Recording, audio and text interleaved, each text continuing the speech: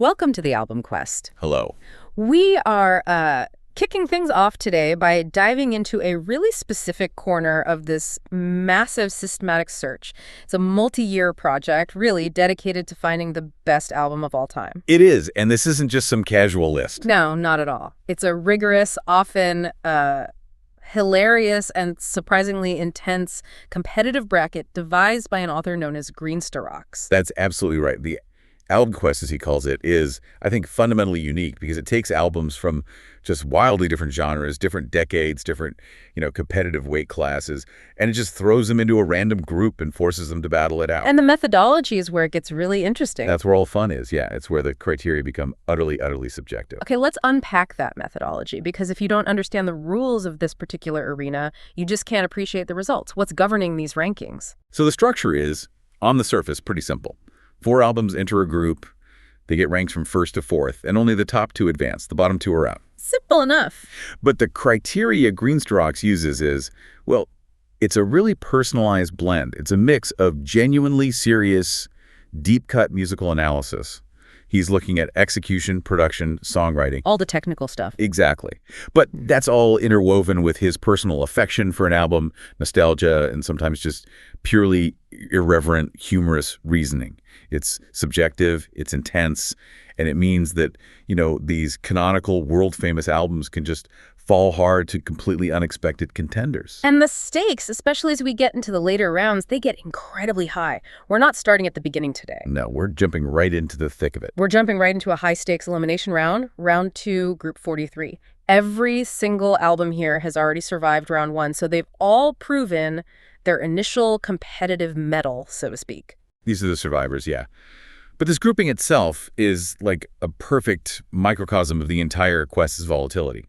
You have this massive clash of genre and era, which, as we're about to find out, led to one of the most lopsided results we've seen so far. Okay, so let's introduce the 4 albums in Group 43. It's a truly diverse lineup. First up, we have Beast Over Hammersmith from Iron Maiden. Classic, raw, live, heavy metal. Then second, we have a really fascinating sort of one-off collaboration. Coverdale Page by Jimmy Page and David Coverdale. A heavy rock blend, but it's often described as blues metal. It's a weird one. A very weird one.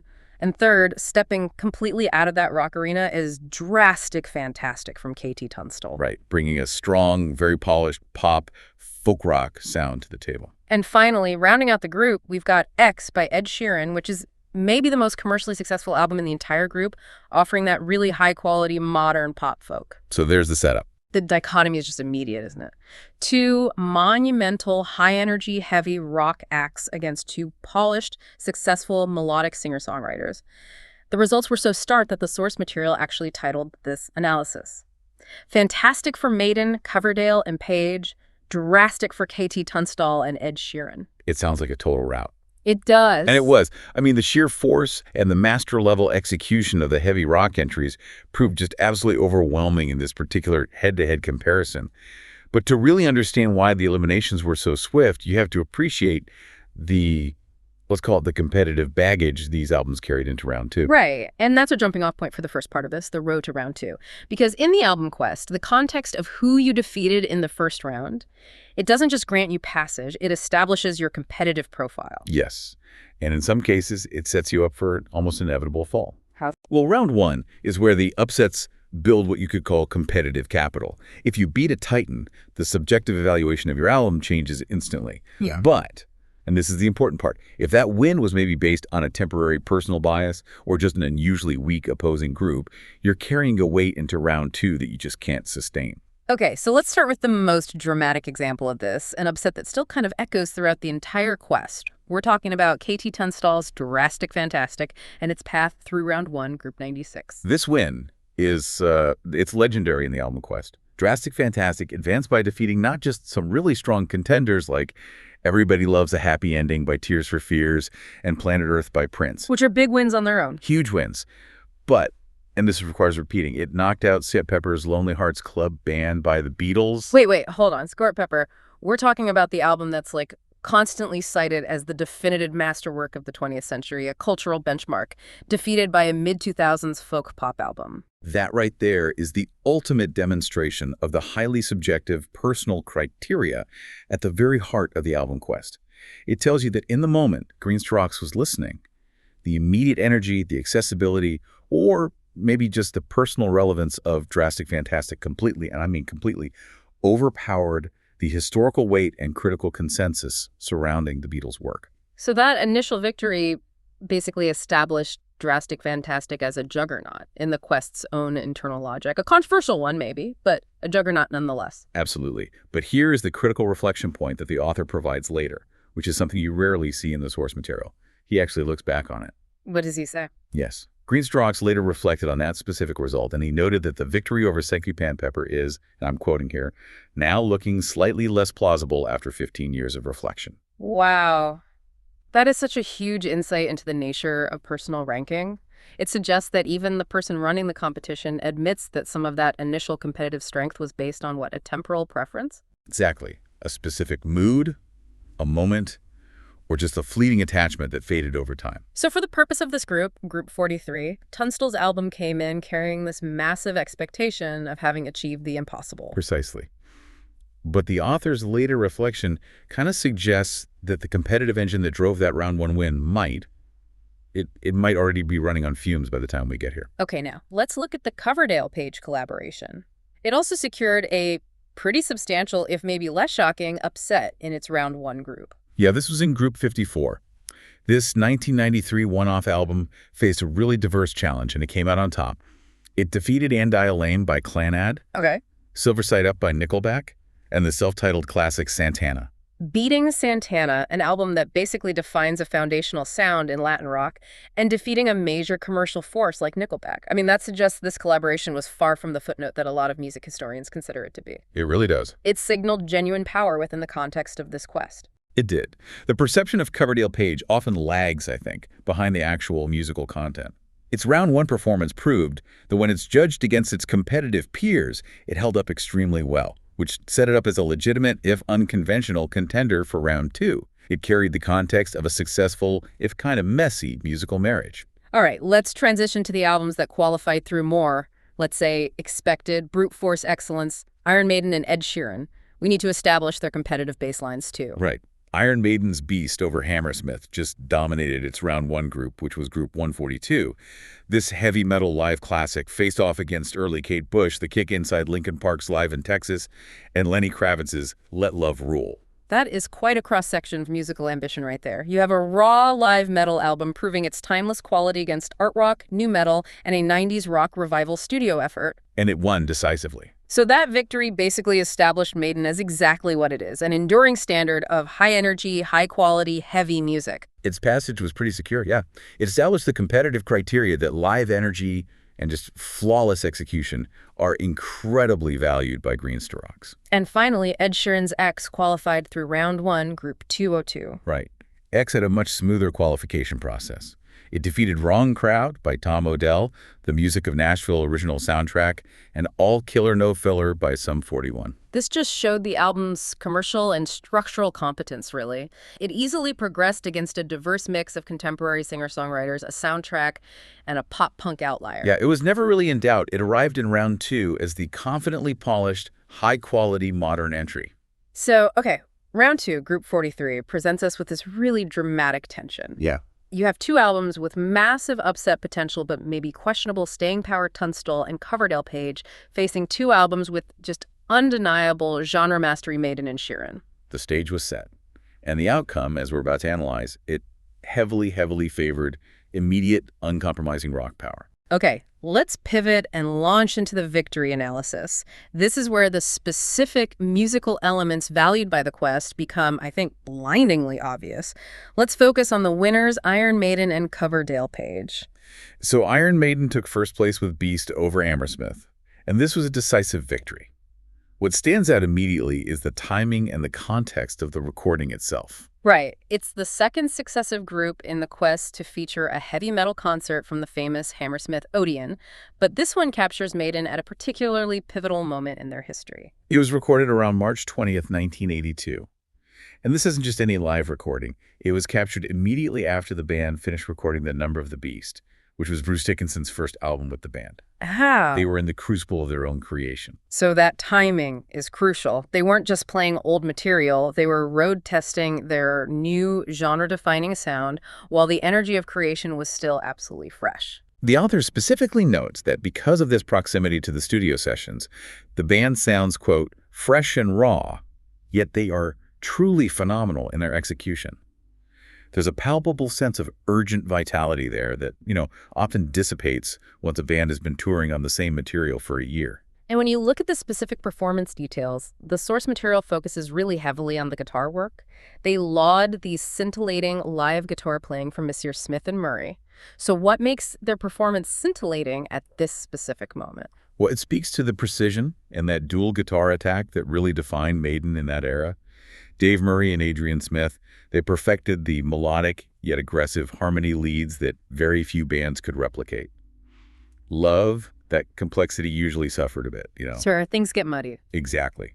But here, the mix is so good and their playing is so focused that the intricacy just shines through all that raw energy. It's technicality blended seamlessly with aggression. But the real clincher, the thing that pushed this album so decisively into first place, was the material from The Number of the Beast itself.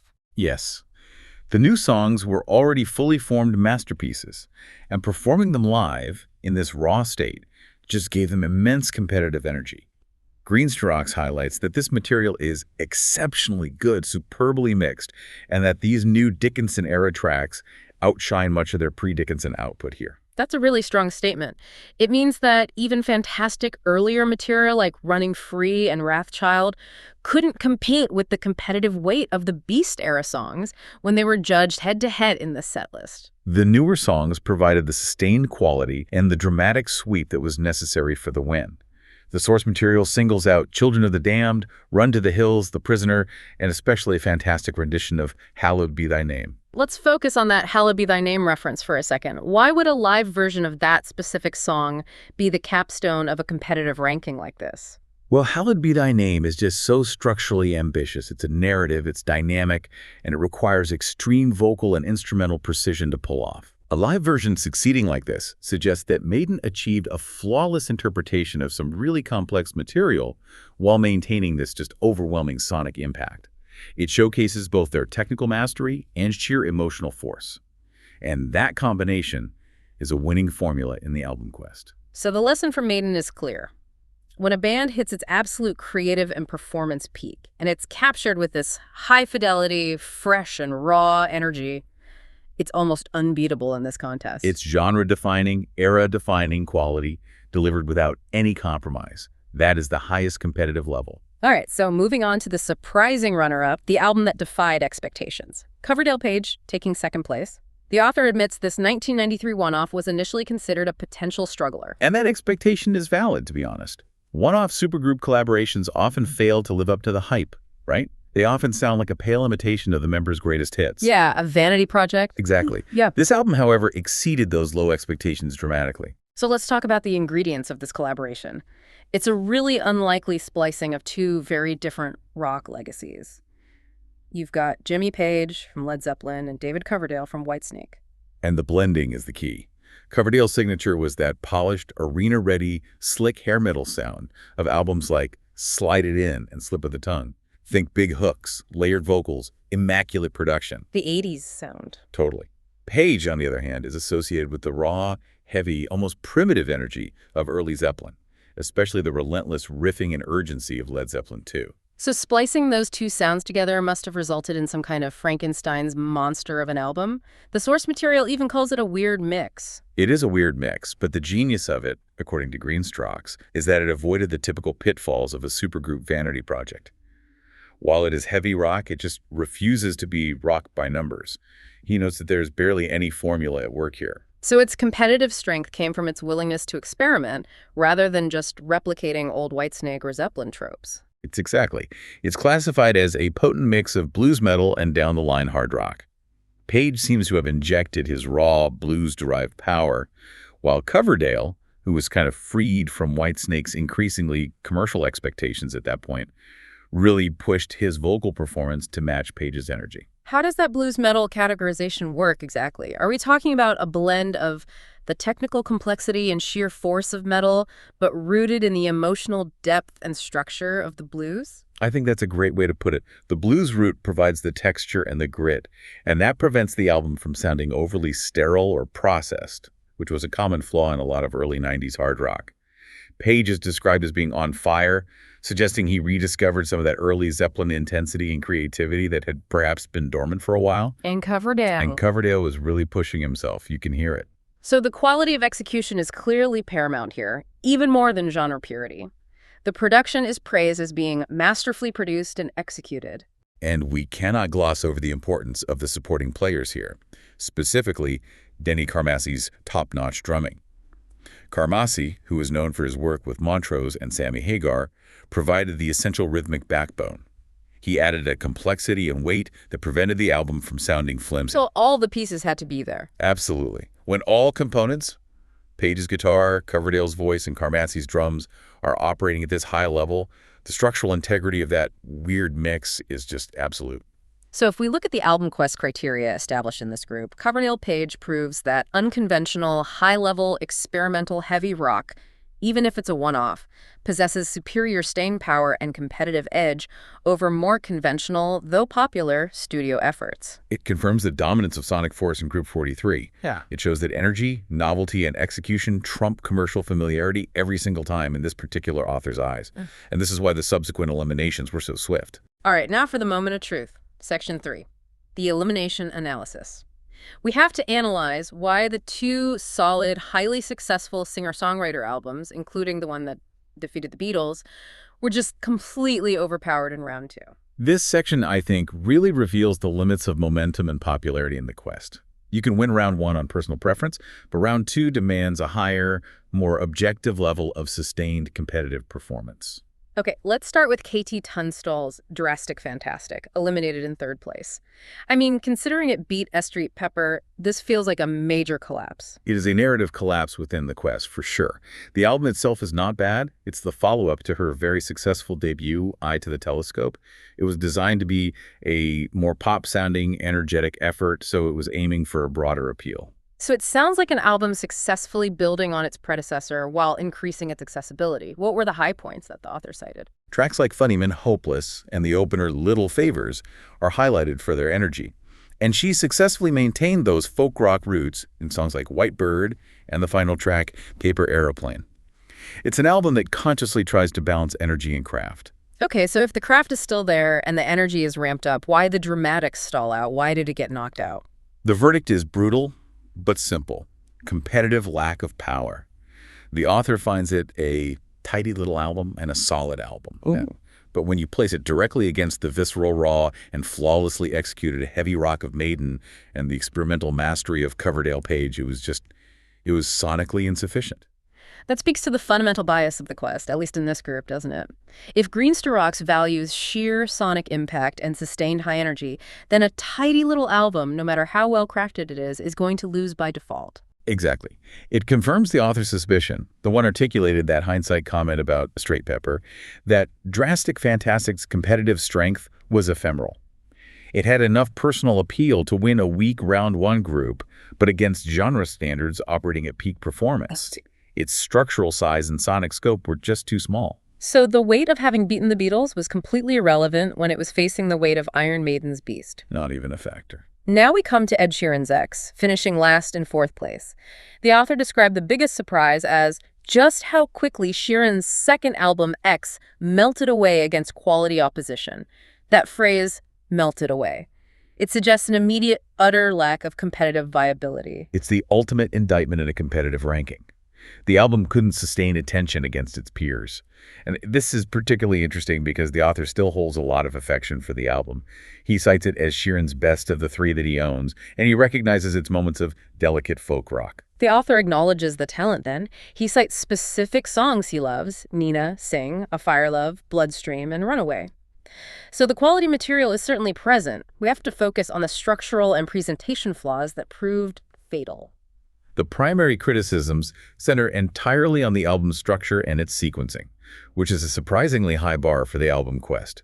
Greenstocks question the overall flow and the track ordering choices. Okay, so let's talk about the opener. The author called One a strange choice for an opener, suggesting that Sing would have provided a much better entrance.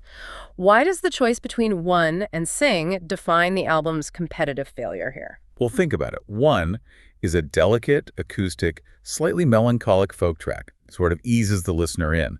Sing, conversely, is a high-energy, infectious, R&B-infused pop track that's designed for immediate impact. Right. In a competitive setting like this, the choice of opener dictates whether you immediately grab the listener and establish momentum. So opening with One was perceived as a failure of competitive packaging. It failed to deliver the immediate, sustained energy that was required to keep up with Iron Maiden and Coverdale Page. That's the core competitive argument. The lack of an immediate punch meant the album started on the back foot. The fatal flaw, however, was not just the opener, but the sustained lack of pacing throughout the record. The album felt, in his words, a bit hit and miss, and more miss than hit, and critically, it seems to slow down a tad too much, losing momentum between the better songs. And losing momentum in a competition that demands sustained, high-level engagement is fatal. It means the album contained filler or just poor track transitions that allowed the listener's attention to lapse. In the competitive environment of Round 2, Group 43, where the opposition was delivering masterfully produced high-impact rock from start to finish, those structural flaws in X just became magnified. The author acknowledges Sheeran's talent, but confirms that the album's lack of cohesive flow rendered it, quote, unwhelming compared to the relentless delivery of the winners. This is a really crucial takeaway for our listener, I think. The competitive success of an album in the Quest depends not just on the quality of the individual tracks, but on the flow and delivery of the entire package. A handful of great songs just cannot overcome sequencing issues when you're competing against albums that never concede an inch of ground. It confirms that even the author's personal belief that X is Sheeran's best album was insufficient. Subjective affection cannot save a structurally flawed package in a high-stakes competitive ranking like this. No, the hard-hitting rock was simply too well executed. It didn't allow any room for a mid-tempo recovery. So we've reached the end of Round 2, Group 43. Let's quickly summarize the final rankings and then synthesize the key competitive lessons of this elimination round. Okay. The results were definitive. Yeah. First place, advancing to Round 3, went to Beast over Hammersmith by Iron Maiden, a masterclass in raw, live metal at peak performance. Second place, also advancing, was the dark horse success, Coverdale Page, proving that masterfully executed experimental heavy rock can overcome convention. Eliminated in third place was Drastic Fantastic by Tunstall, whose Round 1 momentum just collapsed against overwhelming power. And in fourth place, eliminated due to those fatal structural flaws and pacing issues, was X by Ed Sheeran. The synthesis of the competitive criteria in this group is crystal clear then. Raw, immediate, masterfully produced heavy rock or high-energy experimental hard rock proved overwhelmingly superior.